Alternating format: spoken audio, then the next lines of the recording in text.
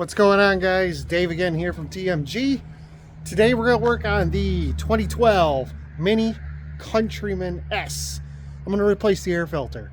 Seems like a simple job, but I know there are probably people out there who want to make sure they're doing it correctly. There's a couple steps you got to take. Very simple. You'll see when we pull this apart, the stock paper air filter is just fine. However, I want to add a K&N drop-in. The key to these is they're great up front. They work really good when you first install them.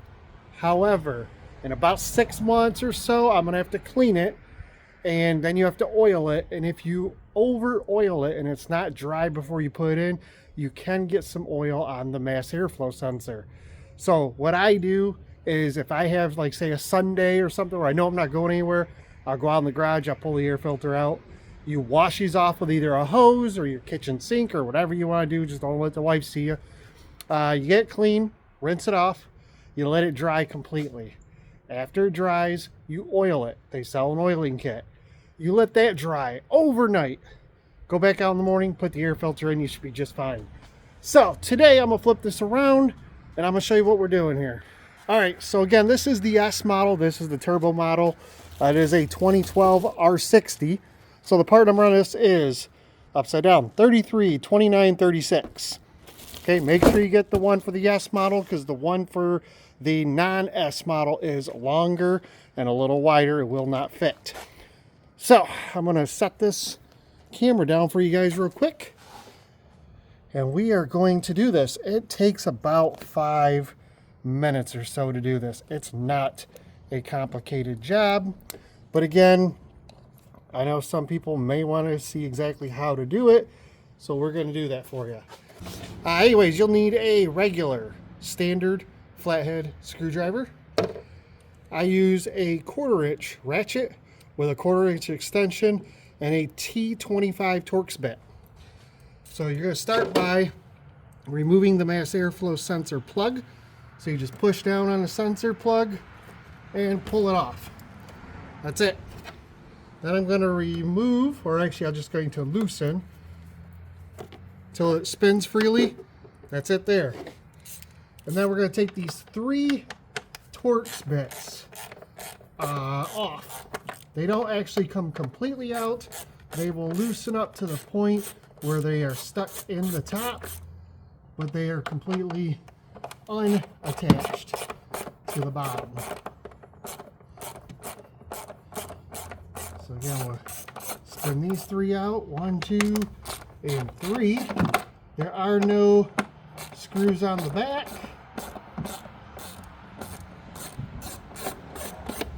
Okay. So again, they just come up and they're free to move. So what we're going to do is we're going to lift up. We're going to pop this loose. And then we're going to get that out of the way.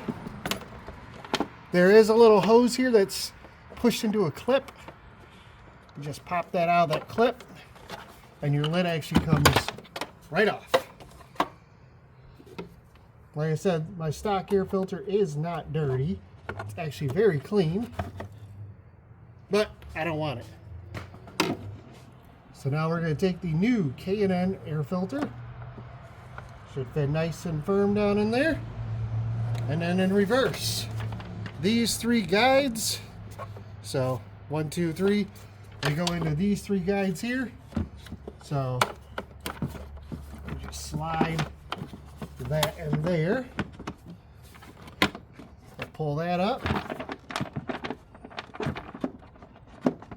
Do yourself a favor and make sure you get those in the guides, because you definitely want to do that. So I usually get them in there first. Then I make sure that the cover is seated just like that. Make sure your hose is seated, and then we just go back in reverse. Tighten up the screws.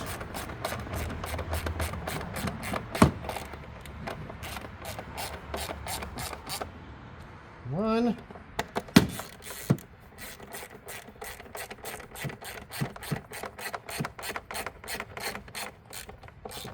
2.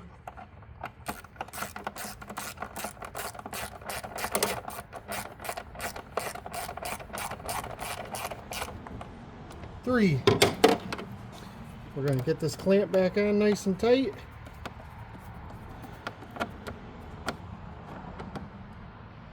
And then last but not least, make sure you plug your mass airflow sensor back in.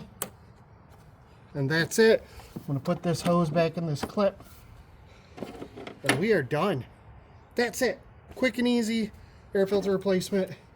Nice way to maintain your vehicle. All right, guys, so there you have it. I would say you're definitely getting a better air flow into the turbo, which then will get compressed and put into the engine, which theoretically would make more horsepower. However, guys, I will say, don't expect to be making like crazy gains. A couple points, maybe.